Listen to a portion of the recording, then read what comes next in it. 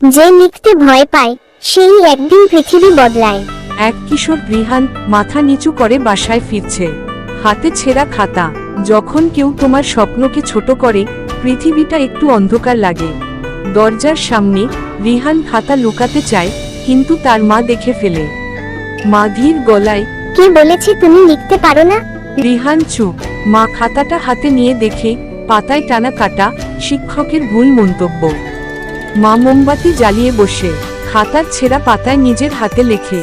যে লিখতে ভয় পায় সেই একদিন পৃথিবী বদলায়। মোমবাতির আলোয় লেখা ঝলমল করে। রিহান তাকিয়ে থাকে বিস্ময়ে। পরদিন সকাল, স্কুল গেট।